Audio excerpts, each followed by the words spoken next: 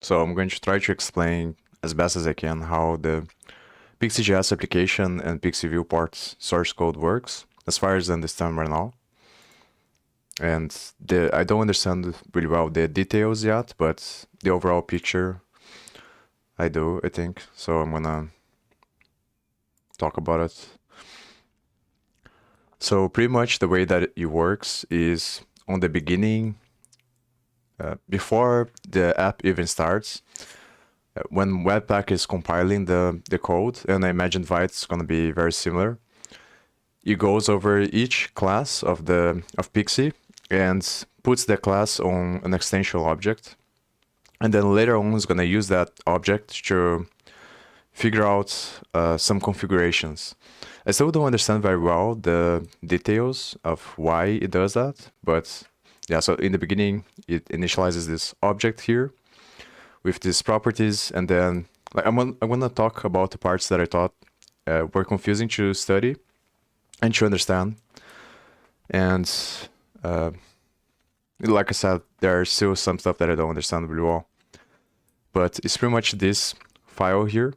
So it calls this right away with an empty object and it initializes with these properties here. And then one of the confusing parts was that when it initializes the renderer, it's going to call a function called auto-detect-renderer. And then it's going to use some of these properties of this extension to select the renderer. So I guess I'll go to that now. I think I'm going to step through the code here and I'm going to show the flowcharts that I did here to try to understand. So it goes by each one, and then it calls the extension. It creates an extension for the class and also adds the extension to that object there from the first file. So I'm just going to skip through most of the code because there's a lot of stuff. So, and I want to keep this short.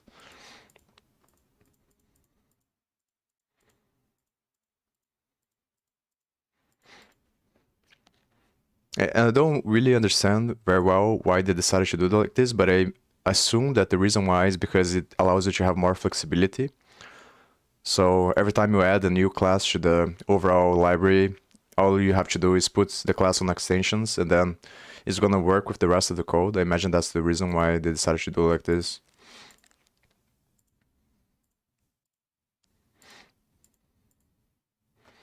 Yeah, so now it initializes everything, and then it initializes the application. So the way that the application works is that you have this stage, which is this class new container, which is going to contain the whole state of the whatever is being rendered.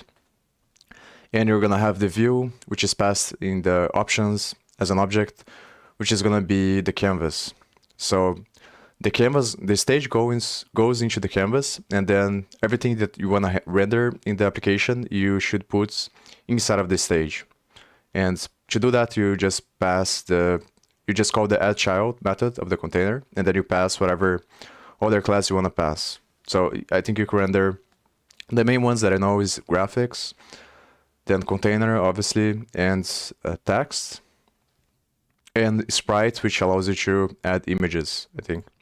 And each one of those classes is going to contain a bunch of methods to draw stuff on the screen, depending on what type of canvas it is, if it's a normal canvas or a WebGL canvas. So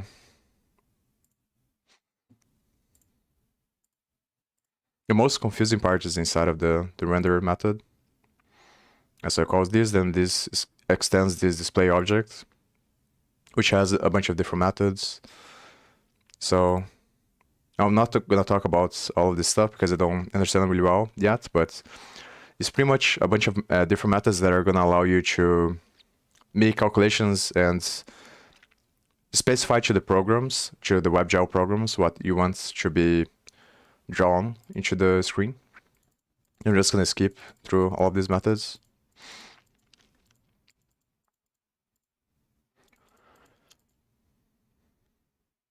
So goes here.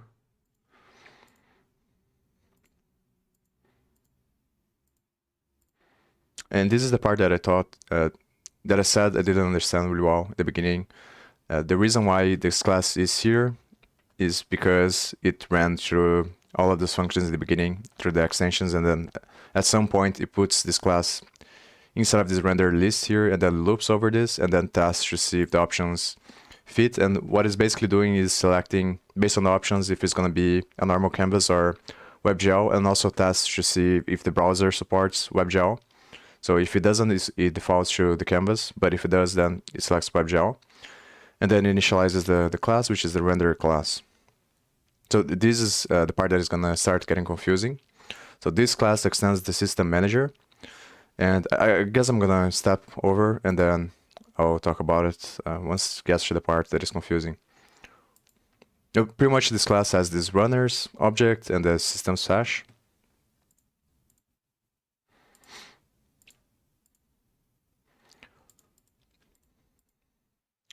And then it initializes this object here, which contains all of these properties here. And the system is all of the classes, I think, that Pixi uses. And then it's going to call this setup. The reason why, no, it's on this one that's going to have something confusing there. But it passes the config object, which is the stuff that initialized on the first one, which is this thing here, system config, which has all these properties.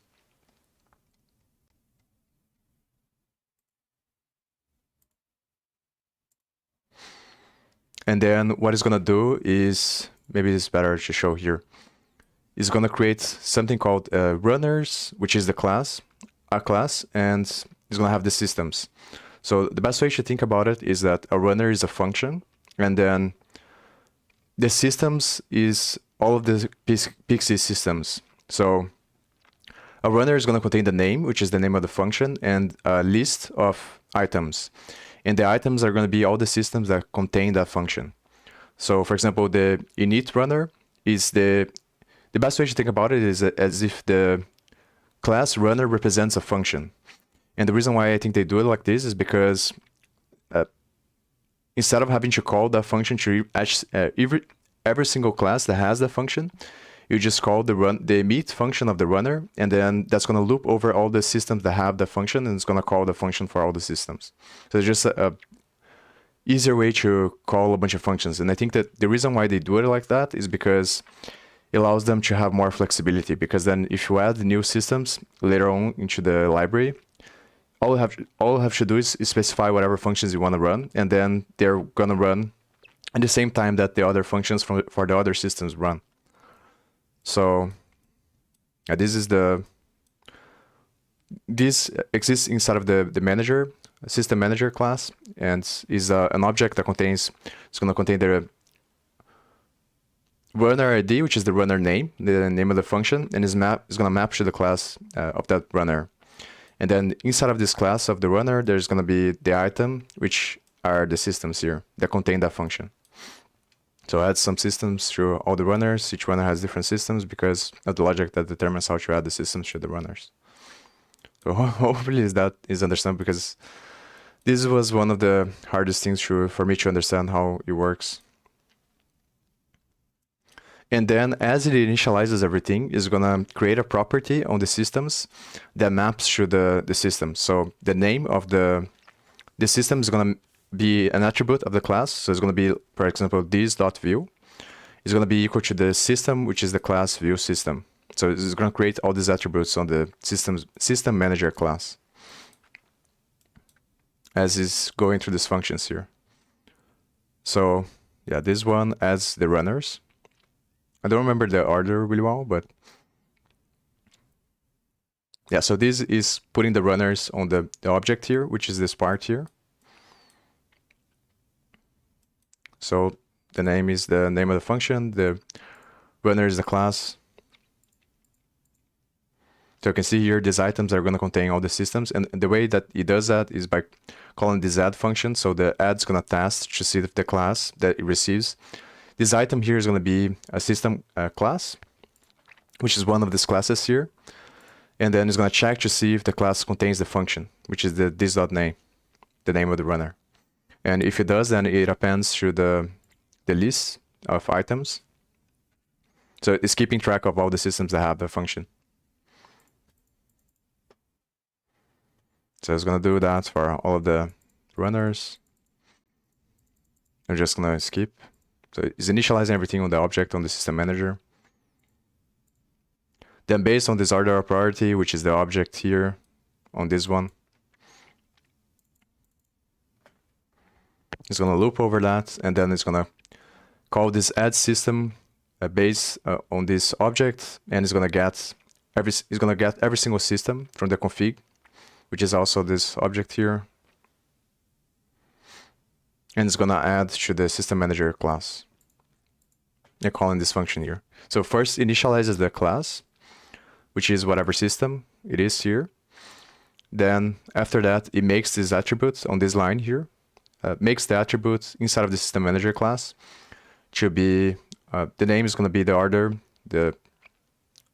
order of priority, this thing here. And the system is going to be the class. So it's mapping everything, making attributes in this class.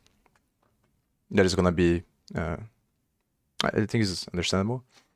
And then after it does that, then it does this loop here, which goes over the runners, which are all the functions, and does the check to see if the system has the function. And then based on that, it adds the system to the runner. So hopefully this is understandable, because it is very confusing to understand. And this is the stuff that I don't like about this, is that it makes things very confusing to understand. But I guess it's like everything, there's always trade-offs. So I think that the reason why they do it like this is because it allows them to have more flexibility, because they don't know how the library is going to grow. So by making things this way, you can put or take whatever systems you want, and all you have to do is specify the function, and then it's going to run the function for all of them. But the downside is that it becomes very confusing to understand. So I think I'm going to just skip, because it's going to do this a bunch of different times for all the systems and all the runners. So yeah, now it's another part that I thought was very confusing, which is the events system. So the event is going to, like the name says, is going to handle all the events that happen on the canvas. And this is the way that it's going to do that. So now it's going to call the same function here. So it's going to initialize the event system class. So I guess it's not in this part that it does that, but later on when it calls the init function. But I'm just going to show this one as well. So this DOM element here is going to be the canvas later on, after it initializes the event system. And this event boundary is a class that is going to contain the mapping of all of the events.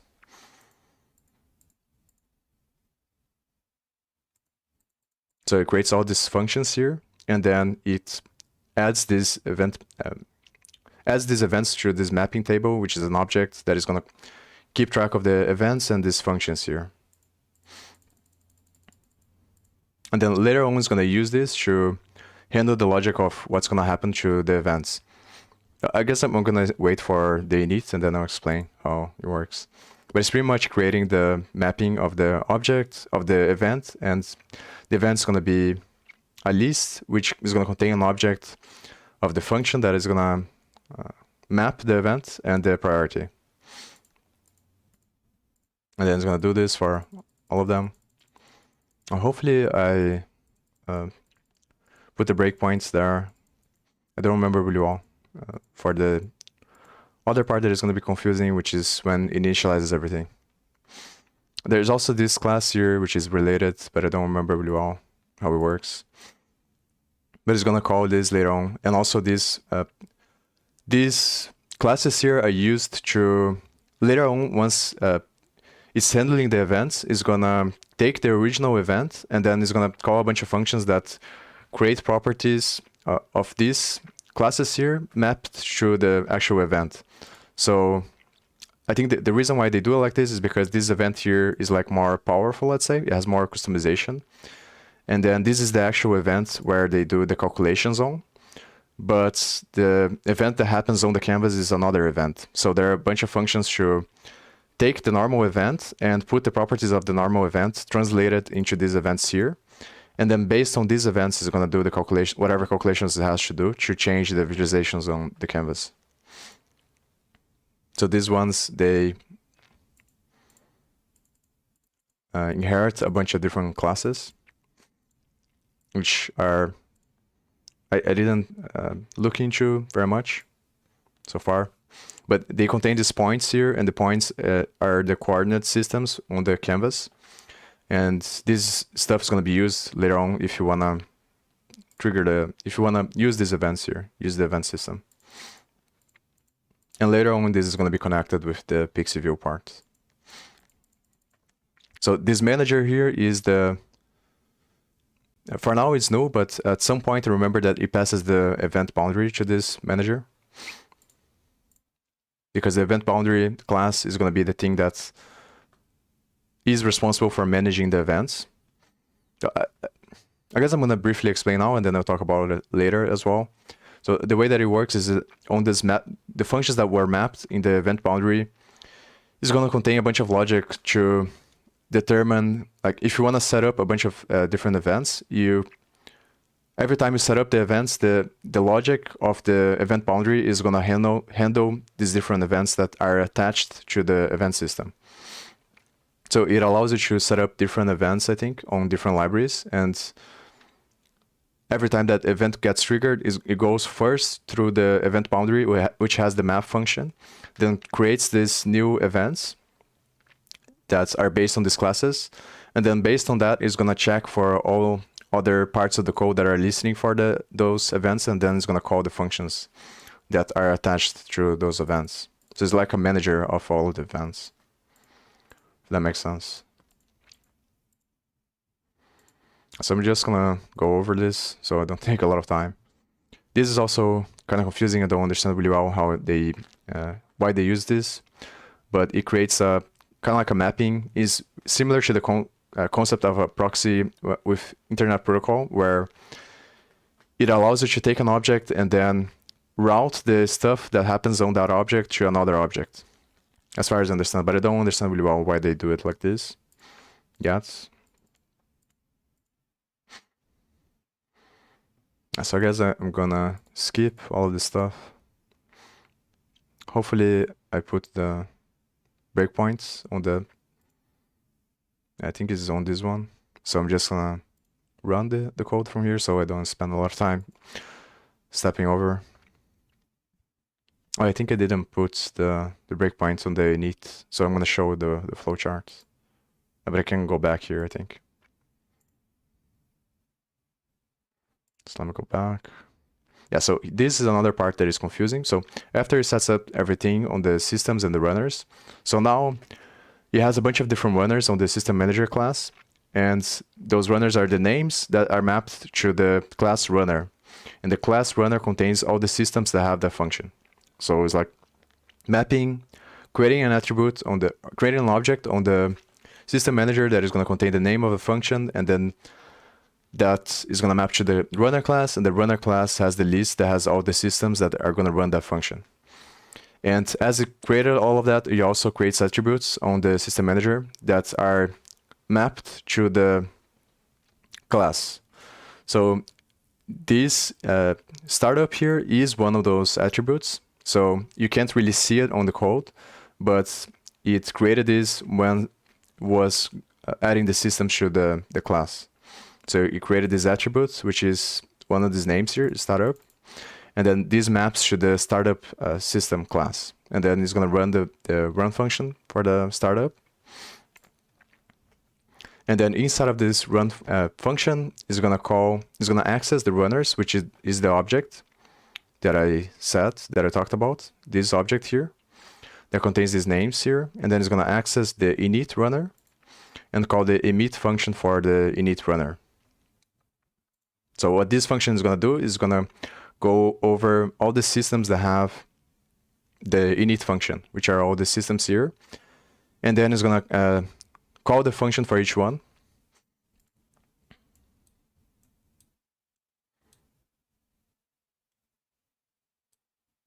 And this is the stuff related to the event boundary.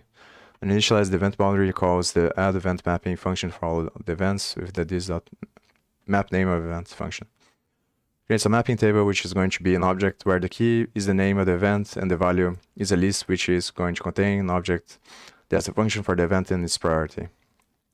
And the stuff that I talked in the beginning. So it calls this startup run function, then it calls the init, which is going to call the init function for all the systems that have that function. There's this runner here, which are these systems here. And then what happens inside of the system is that inside of the context system, on the init function of the context system is going to call this method here, which accesses this runner here. So it's pretty much doing the same thing that it did before with the render runners init, but now is accessing the context change runner, which is this runner, and then it's going to call the emit with the context. And what this is going to do is going to make it so that all the systems that have this context change function are going to be called. The function is going to be called on all the systems, and it's going to pass the new context. So what this creates, what this does is create the WebGL context.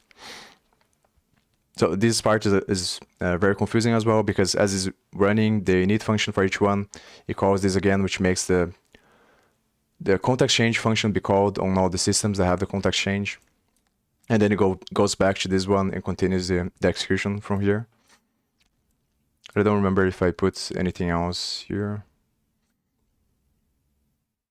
Yeah, these are the systems that contain the context change function. So it's going to call context change for all of them.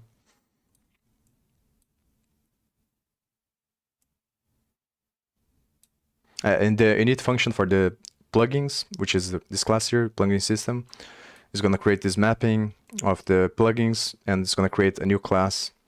And then I think it calls the class. I don't remember really well. But I think it's just detail. It's not that big of a deal.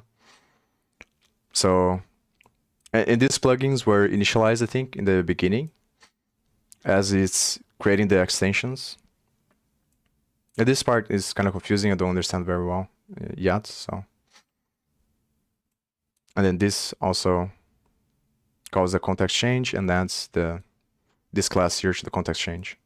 So this doesn't run the context change. It only adds the class here to these functions here.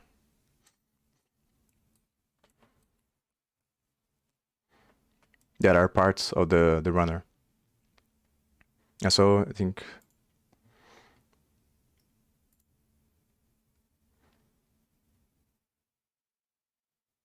now I have to see where did I stop.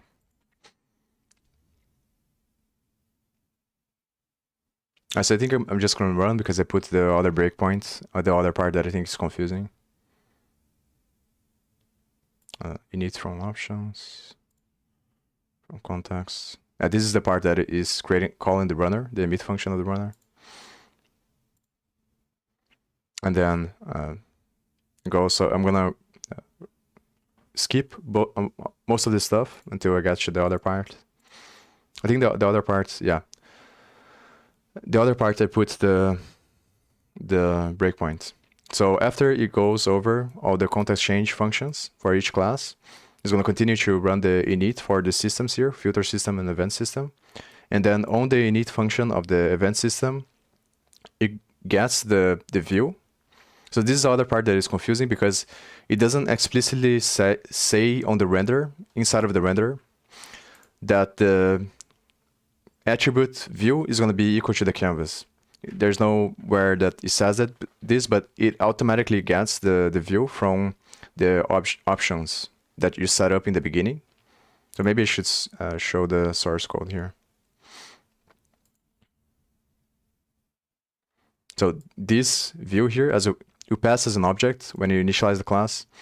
So it doesn't explicitly say inside of the render class that the view attribute is going to be equal to the canvas, but it accesses that through a get method here. I'm not really sure how it does that very well, but this is what's happening here on this part. And then this view is going to be equal to the canvas here. So this is the init function of the event system, and it's getting the view from the render.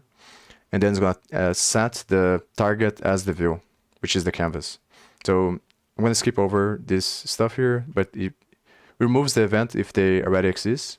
Remove events, and then it makes the DOM element property on the event system to be equal to the canvas.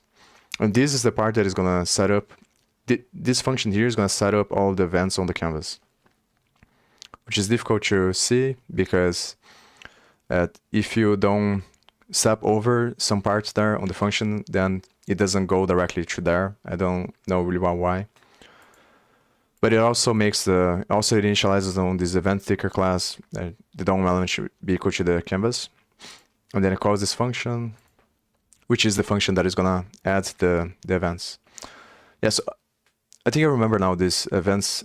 This part is confusing. I'm gonna study more, but like in our overall view, what happens is the events that are related to the ticker.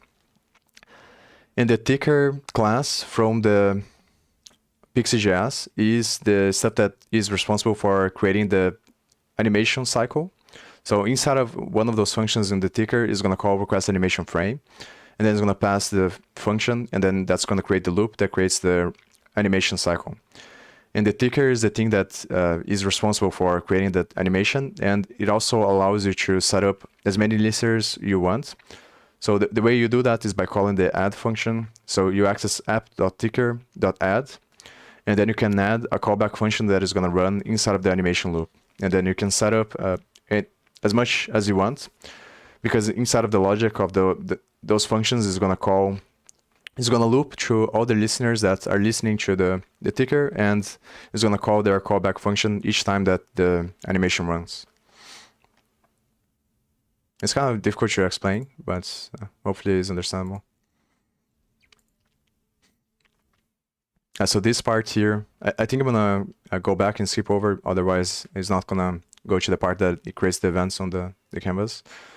But this is the part that initializes one of the systems, I think, one of the functions to the ticker. And then it goes over this. And then here is the part that is going to start adding all of these functions through the events. So those are the functions that are run first when the events get triggered on the canvas.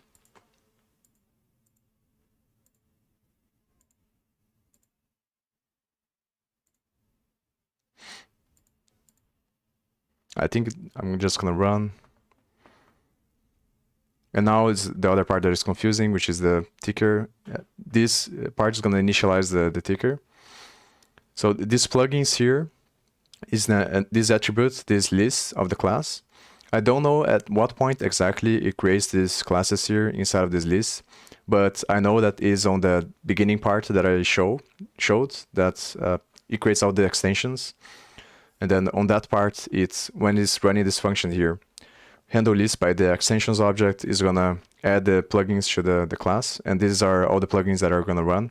And I think you specify this when you pass the options object, which is this object here. So depending on what type of thing you pass here, then it's gonna add different plugins here, and then it's gonna loop over the plugins and initialize each one. So this part is very confusing. I don't understand really well, but I guess I can show the flowchart there. The way that it works is pretty much it creates a linked list. Now, I don't understand very well why it creates the linked list. There are two different alternatives, I think. One is that using the double buffering technique, which is you create two different objects and then you create the state of one object, and when it gets time to update, you swap the objects and then you keep swapping them. That makes it faster to run the functions. Or is creating a circular linked list, and at each step of the animation is going to be one ticker, like the state of one ticker that is going to determine what happens on that animation. And then it keeps switching the ticker on the linked list, but I don't understand really well how it works. I didn't spend too much time on this part. This head here is going to be equal to this ticker listener, and then later on is going to attach another ticker listener to this one through the head. So it pretty much creates a linked list of ticker listener classes. The ticker listener just contains the callback function, the context, and the priority. Callback function is the function that is going to run every time, I think, on the loop. So initializes this one as null. Later on, it's going to initialize one with the render, this one. So this ticker is also a ticker listener class, I think, that initializes here somehow.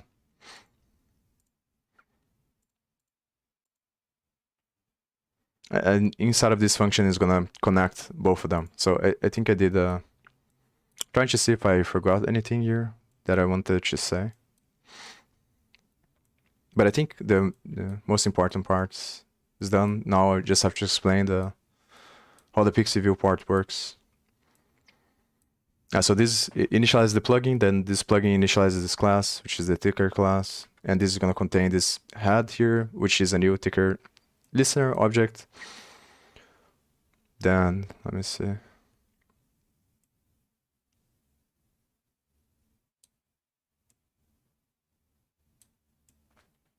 Yeah, this is the function. I think the function is initialized inside of this ticker class here. This is the function that contains the request animation frame, and this is the function that creates the loop of the animations, I think. So each time is going to call this update function inside of this, and that's going to determine what's going to happen each time the animation runs. So this has all of the logic. And then inside of this function here, which is the update function, is going to loop over the listeners, which are all the ticker listener classes you put, you connect to this one, these classes here. And the way you do that is by calling the add method on the listener. So it's going to loop here over, and it's going to emit this, which I think is going to call the functions that are going to happen on the other ticker listeners. Because as is initializing this is passing which function is going to run, I think. The stuff that I just showed now.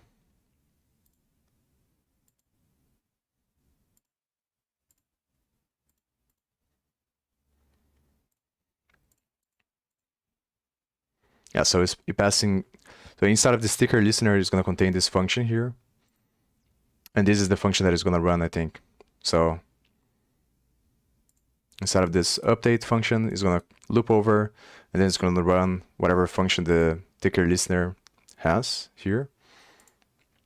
And there could be an arbitrary number, I think, because you determine how many runners or how many tickers you want to run. So this calls the add render. So it creates this ticker listener with the render function, which I think is the main listener, because it's going to call the render, and then the render function is going to be the function that runs each time of the cycle in the animation. And this part is the one that is confusing to me still. But this is the function there that I was tapping over, this add listener. And this is the function that connects through this linked list here, is going to connect this listener, which is the render listener, with the other listener from the ticker class here, which is initialized as null and infinity there. So it creates this new listener and attaches to the new one through these functions here, through these methods. And this becomes this.next here. It makes it equal to previous.next, which is this one. This part is very confusing. I also hate linked lists, but so it's confusing for me to understand. And it's pretty much it connects this one with this one through these methods here. I'm not sure if that's clear, but yeah. I think I'm gonna move on to the other stuff.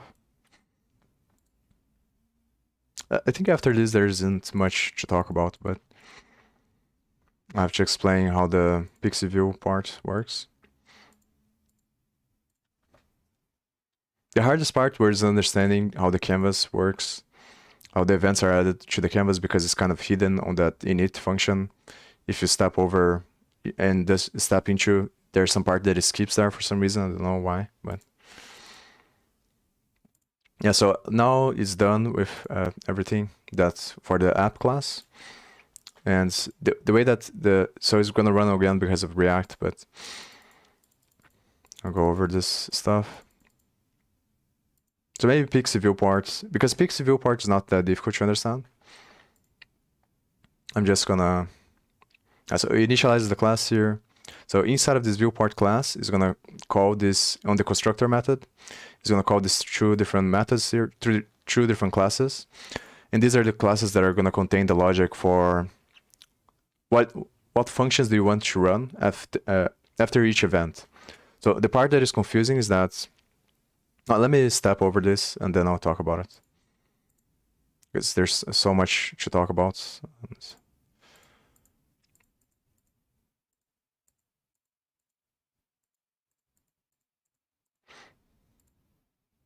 Oh, I guess it just skipped through the thing. So maybe I will explain with the source code. Let's see if I...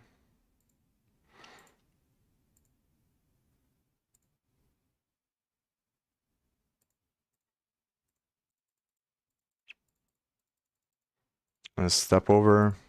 So here is one part where the main points of connection of the viewport with the app class are to the options object on the viewport that you pass as an argument on the source code. See if I can... so here you have to pass this ticker, which is going to map. This is the ticker for the app. And then you have to pass the events property, which is the app render events, which is the event system for the app render class that I showed before, which is that class that initializes all the events on the canvas on the init method. And the event system uses the event boundary class. It initializes the event boundary as one of its properties, and the event boundary is the class that is going to map the events through those functions there, the map functions that are going to handle all the logic for the events. So you pass these two things here through the pixi-viewport, and those things are the main point of connection between pixi-viewport and the PixiJS application. So it's going to call the adds function to the ticker, which is the function that you called there in the beginning when it was initializing the plugin. And that function is going to call this add listener, I think, here, and is going to make it so that whatever function you pass here, which in this case is this ticker function, is going to run in this part here, because it's going to be one of the listeners. So I don't know for sure, but I think that's what's happening when you call the add function. Is going to create this new ticker listener class, and then it's going to pass the function as an argument through this class, which is this function here, this ticker function. And then is going to call this add listener, and is going to connect the listener to the main one, which is this one, the renderer one. And then inside of this update function, which is the main function that runs on the animation loop, is going to loop over those listeners, and then is going to eventually call this function here. So whatever logic you put on this function is going to run at each frame cycle of the application. And this is a function from pixi-viewport. And the way that this function is going to work is that it's going to use the plugins from the plugin manager class, which is the class that initializes here. So when you initialize pixi-viewport, you can specify what plugins you want to run, and you pass that as an argument. No, you call that function, I think. Don't pass it as an argument, you call. So you initialize pixi-viewport, then you call the function with the plugin that you want to activate. And then based on whatever function you call, is going to put that plugin inside of this plugin manager class. So the plugin itself is going to be a class. So when you run the function, it's going to initialize the class, I think. And then when it initializes the class, it's going to append the class inside of this plugin manager class. So hopefully that's clear.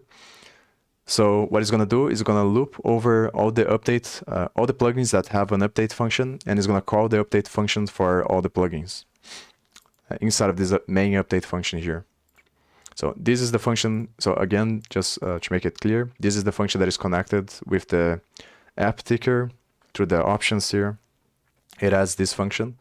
That inside of this function is gonna see which classes of the plugins have this update function as well, and then it's gonna call this function for each one that has it at some point inside of this function here.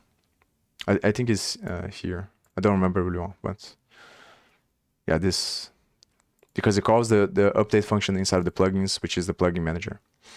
And then inside of the function is going to loop over all the plugins.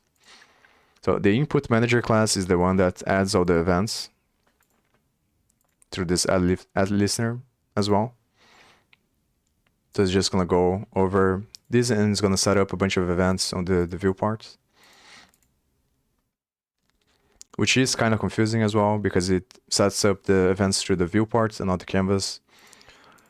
But these events are going to fire. And the thing that is very confusing to understand is that it sets all these events on the viewport class, but it doesn't, when an event happens on the canvas, it's not going to run these events right away. What's going to happen is that it first is going to run the functions on the event boundary class inside of the event system of PixiJS. And then those functions are going to run a bunch of different functions that are going to map the whatever event happens here with the main events from the event system of PixiJS. So it's first running the PixiJS events, and then based on those PixiJS, it has a mapping of all the events that are also connected to the whatever happened on the canvas. And then it's going to run whatever functions are attached to those events through these listeners here. And the way that it does that, I think, is by traversing the tree of rendering objects, because you can imagine that the main object is going to be a container, which is the app stage, the container class. And then inside of the class, you're going to call the add child method. And then you can add as many containers as you want, or as many graphics or whatever class you want inside of the animation. And then whatever an event happens, you have to calculate everything that is going to happen on the scene. And the way to do that, the only way to do that is if you traverse everything that happens, all the elements, I think, and you do some calculations to see if the event has hit any of the elements on the visualization. And then based on all of that logic, is going to determine whether or not the events here are going to run. And if there are any events set up, then it's going to run the events that are set up here. So first, it runs the events on the event system of the PixiJS.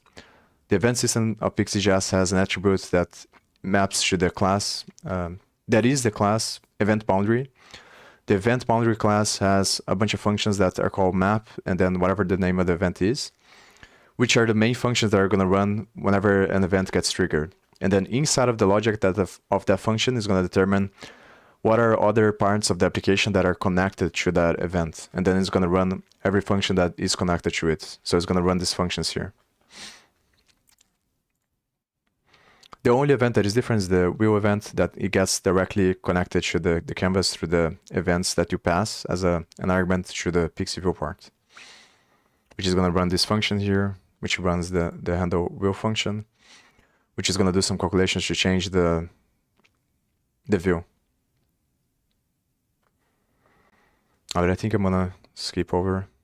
Oh, hopefully it's very confusing to understand. Like, that's the downside. I think the reason why they do it like that is because of flexibility, like I said, but the downside is that it becomes very difficult to understand.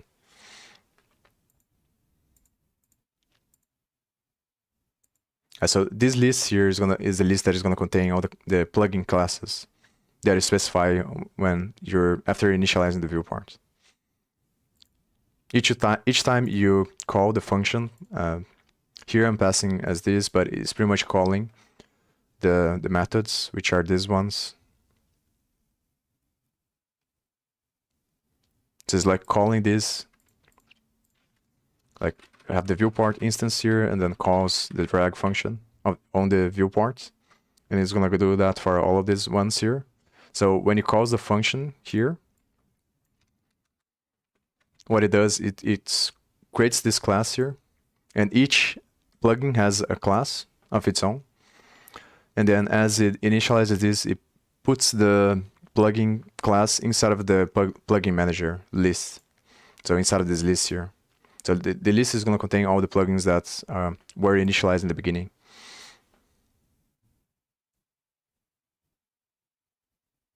I don't remember. I don't think I went over exactly how it does that, but I know that it does because of the update cycle there. So now I think I'm just gonna keep running this, just show what happens just the beginning of what happens on the when it executes the when an event happens on the canvas.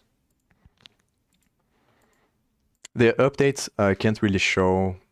Maybe I'll put a debugger there, but I'll show first the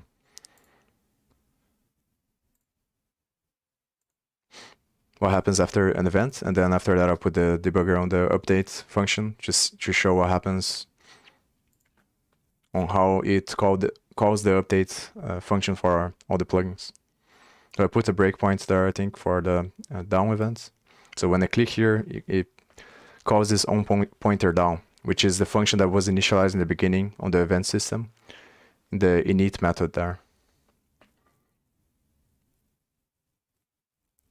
Oh, this init, it calls this function here. Then inside of this function, it maps all of these functions here to the events on the canvas, and then those functions run. When the event happens,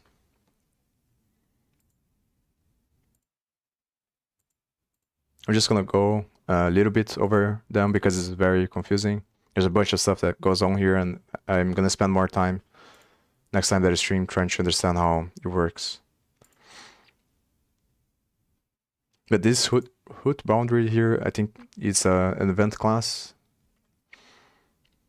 Oh, this is the event boundary class. Yeah, this is the one that manages all the events. I think I'm just gonna step over. So it calls this map event for the event, and I think this map event is gonna be that table that it initializes in the beginning. This mapping table here, which contains the name of the event and mapped to whatever function is going to be responsible for that event.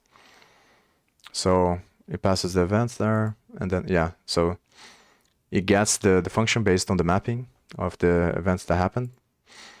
And then it's going to call that function, which is going to be map pointer down, I think. Yeah, map pointer down. And then inside of the logic of this function, somewhere, I don't remember where. So this is the part that I said that is mapping the event that actually happened on the canvas with the event class that it has, that initializes on the event boundary, or on the event system, I don't remember really well.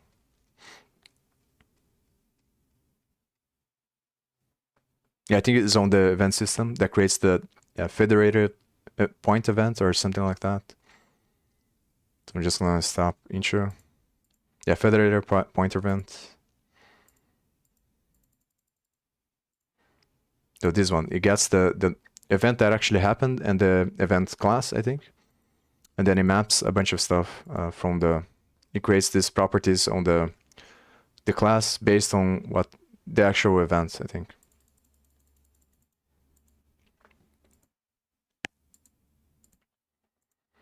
So I'm just gonna step over. And that part, the function is the one that makes it call this function here. So inside of that map pointer down event, it has a function that is gonna dispatch the event, and when it does that, it's gonna call every function that is connected to the whatever event happened. Which in this case of the pixi-viewport is gonna be this function here inside of the input manager. That's gonna handle what's gonna happen in the down events, and then for all of the other ones, it's pretty much the same thing.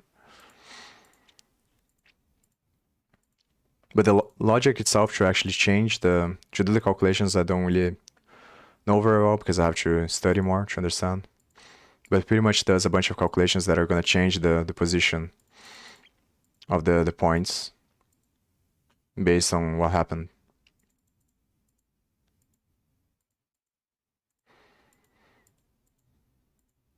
I think I'm going to skip here. Oh, this is the part that I was talking about. This is the down function of the plugin manager. And it's going to loop over all the plugins that exist on the plugin list, which in my case there is 4 different plugins that you specify. So after you initialize the viewport, you call the function is going to initialize the classes here, or the classes that are the events that are going to handle the events. And then inside of the plugin manager, the function of the plugin manager is going to loop over all the events, and it's going to call the function if it exists. But I think that on this one is slightly different than the update one, So I'm gonna show the update later. But it's pretty much the same logic for all of them. It loops through all of the events, or all of the plugins that were initialized, and then calls the function for them. And now I'm not going to spend a bunch of time here because I'm going to study this later on. But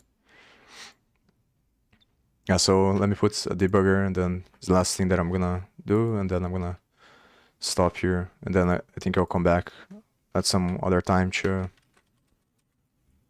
study more in depth what actually happens, all the calculations that happen to actually change the view of the canvas, or what's being rendered. So another thing is that the events are only gonna work if you have something that is attached to the position. So in this case here, what I have is just a pixi graphics or a graphics class that I create and that I append to the stage. But when I trigger the events there for the canvas, is not going to do anything with the visualization, because the visualization is not grounded into any X and Y direction. It's just based on the functions of the graphics, but is not connected to X and Y directions. And when that's the case, it's not going to change the position of the visualization when the events trigger, because the events are actually changing the coordinates of the canvas, but because the visualization is not attached to any coordinates, it's not going to change the visualization. Yeah, so here I'm creating this Pixi graphics, which is a graphics class from Pixi. And then I'm appending that to the stage through the add child method. And the stage is the main container of the application, so it puts this class inside of the container, the main container. And then I call these methods here for the class, which are pretty much the same. They work pretty much in the same way that the WebGL canvas work. So it just draws a circle. But because they're not attached to X and Y positions, it doesn't change the visualization when you trigger the events. So if you want the position of the visualization to change, you have to attach this somehow to something that keeps track of X and Y coordinates, so that the coordinates are updated through each part of the cycle.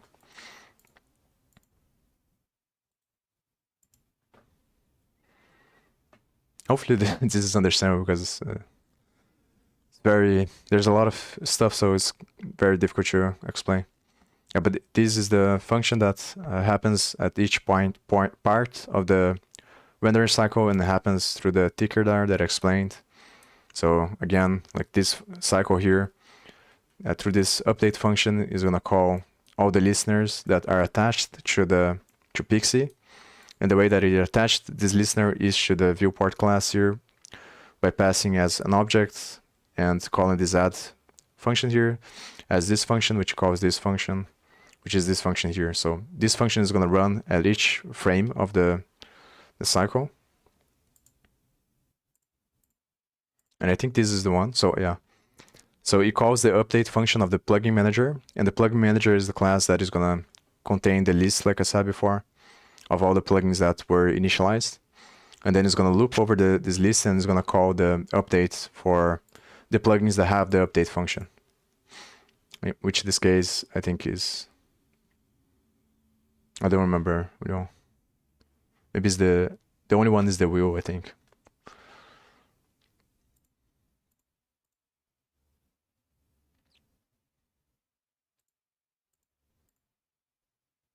Yeah, the wheel.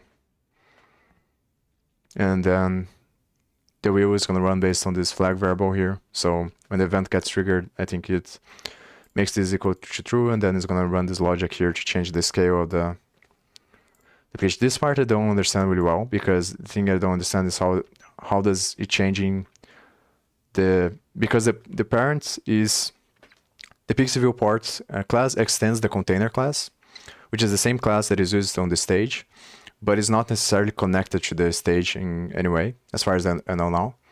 So I don't understand really well how changing the scale of the X of the parent, which is the viewport class, which is the container from the viewport, is going to change the stage. So this part is still confusing. I'm going to study more, but I think pretty much what is happening is that it's just changing the X and Y based on the change of the wheel event through the changing the X, Y of the container that is part that extends the viewport class based on the events that happen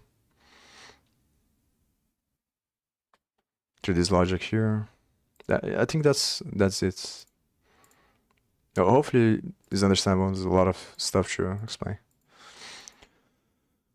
So I think next time that I stream, I'm going to try to study or understand more how does the events actually change the view of the canvas, like through all the calculations that happen there.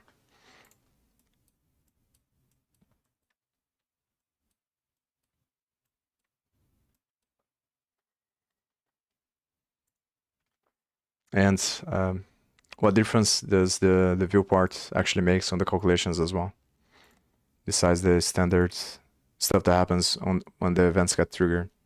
But I think that's pretty much it. So hopefully it's understandable. So if not, then and if someone knows all this stuff that is confusing, leave a comment if you can, and it would be very helpful. If you understand how what's going on here, so I can understand more as well. And if there is anything that is confusing, also leave a comment and I'll try to explain in another video, I think. So